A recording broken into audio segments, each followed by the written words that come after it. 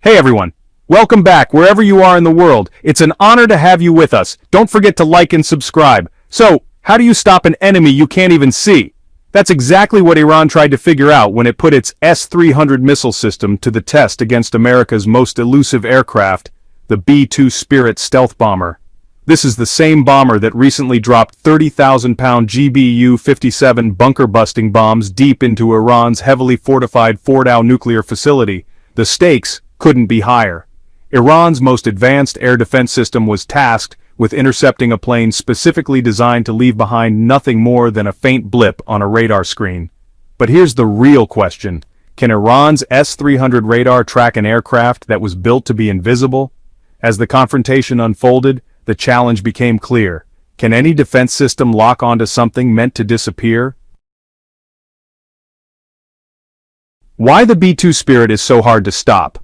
The B-2 Spirit wasn't just built to fly, it was built to vanish. Its unique flying wing design doesn't just look futuristic, it serves a purpose. No vertical stabilizers, no sharp angles. This shape reflects radar waves in unpredictable directions, making it hard for enemy radar to get a solid return signal. The whole aircraft is coated with radar-absorbing materials, so it often appears on radar as nothing more than background noise, sometimes no bigger than a bird or a tennis ball. But the B-2's stealth isn't just skin deep. It's equipped with systems that control its electronic emissions, so it doesn't give off signals that electronic eavesdropping systems can detect. Even the engines are buried deep inside the body, and the exhaust is cooled before release, reducing its infrared heat signature. Bottom line, it's hard to spot on radar, with heat sensors, or even with passive detection systems. That forces defenders to rely almost entirely on radar tracking. How the B-2 outsmarts Iran's air defenses. The B-2's mission planning is insanely precise.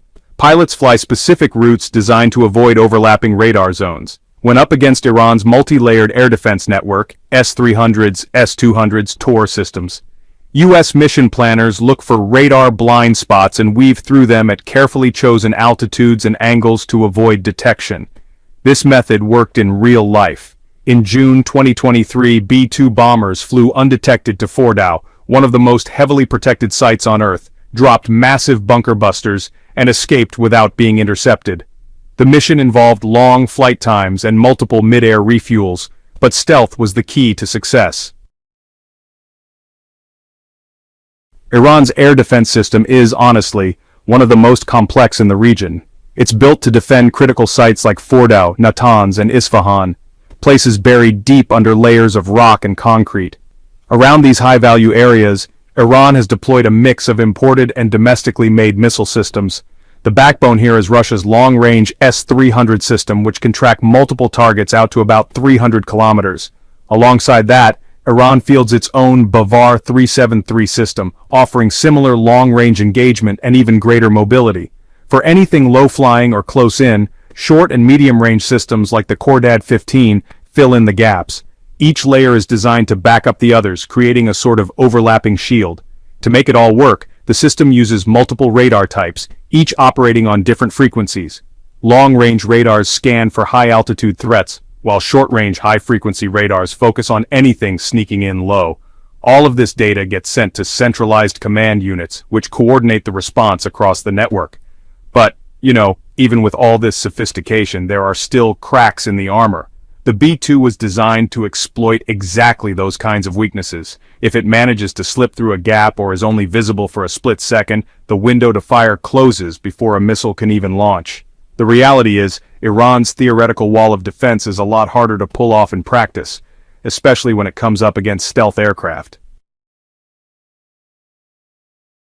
Every successful B-2 mission sends, well, a pretty strong strategic message. It shows that even the most advanced layered air defense systems can be outsmarted, and that forces countries like Iran to rethink where they put their money.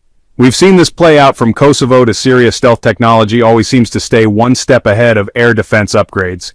Iran keeps improving its network, hoping that overlapping coverage and radar diversity will eventually catch stealth planes like the B-2. Operators are trained to spot even the smallest blip, any anomaly that could suggest a stealth aircraft is nearby. New radar technologies like phased arrays and frequency-modulated systems are being introduced for better sensitivity and resistance to electronic countermeasures. But the big question is, can all this really defeat a bomber built to be invisible? Iran is even looking into the S-400 system, though it hasn't actually been deployed yet. For now, the focus is on upgrading and integrating current systems, mixing imported tech with homegrown innovations to create a defense-in-depth strategy that's supposed to survive saturation attacks. Still, the network isn't perfect. Combining different systems can create inconsistencies in radar coverage and delays in data sharing. Coordinating between all the different radars and missile batteries is, frankly, pretty complex, and that complexity just increases the odds that a stealth bomber will slip through. Iran's challenge is honestly pretty clear: detect and shoot down something that's engineered specifically not to be seen. Their best hope is to catch a fleeting radar anomaly and act on it instantly. In those few seconds, the whole defense system gets put to the test. When a missile does manage to lock on, the B-2 can unleash electronic countermeasures, or ECM, that interfere with the connection between the missile and its ground-based radar. This jamming scrambles the missile's guidance and can send it chasing after false signals.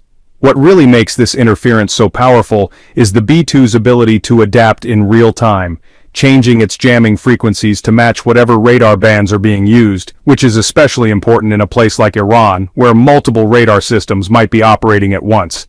That kind of flexibility is crucial. The ECM suite acts like a smart shield, constantly scanning and reacting to the changing electromagnetic environment. On top of that, you've got physical countermeasures thanks to the B-2's low-heat engines. The aircraft can fire off flares that burn hotter and brighter than its exhaust, confusing infrared-guided missiles and pulling them off course. Timing here is everything. The flares are released at that perfect moment when the missile seeker is most vulnerable to deception. Then there's chaff, clouds of tiny metallic fibers that are released into the air to confuse radar-guided missiles.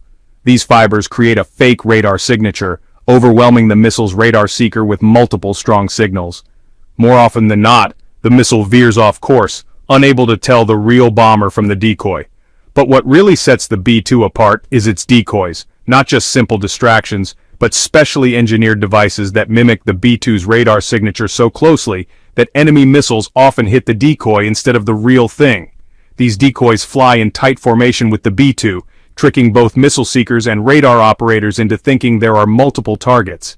Their flight patterns are synchronized with the B-2's own movements to maximize confusion and keep the real aircraft safe. One of the biggest advantages of the B-2's defensive systems is automation. These systems are designed to detect threats, assess them, and react instantly, without waiting for a human to make the call. Sensors are constantly monitoring the radar and infrared environment, triggering the best countermeasure right on the spot. This automation eliminates the deadly lag time between detection and response, absolutely crucial in a high-speed missile encounter where just a few seconds can decide survival. The B-2's defense strategy is layered and smart. It doesn't just throw out jamming signals or flares randomly, every move is coordinated. The onboard systems analyze the type of threat, how the missile is guided, and the radar environment, then pick the right mix of countermeasures. Against systems like Iran's S-300, which can switch between radar and infrared tracking, the B-2 can seamlessly switch from jamming to flares, deploy decoys, and keep the enemy guessing. This adaptability forces missiles to go through multiple lines of defense, each one designed to reduce their chances of a hit. These countermeasures don't make the B-2 invincible, but they massively increase its odds of survival. For Iranian air defense operators, that means their window to detect, track, and successfully engage the B-2 is reduced to just a few seconds. In short, the B-2's defenses squeeze Iran's chances of a successful intercept down to the smallest of margins, where every second really does favor the stealth bomber. The combination of stealth and advanced countermeasures in the B-2 is, honestly, changing the game in modern warfare. It can slip through even the densest air defense networks and survive in contested skies, basically flipping traditional air defense doctrine on its head. The B-2's ability to reach and destroy heavily fortified targets, like Iran's nuclear facilities, really shows how stealth and electronic warfare have reshaped air power. With its stealthy design, electronic jamming systems, and precision-guided bombs, the B-2 makes old-school defense strategies a lot less effective. Opponents are now faced with a hard truth. Even their most heavily guarded assets are vulnerable to aircraft that are designed not just to avoid detection, but to completely dodge interception from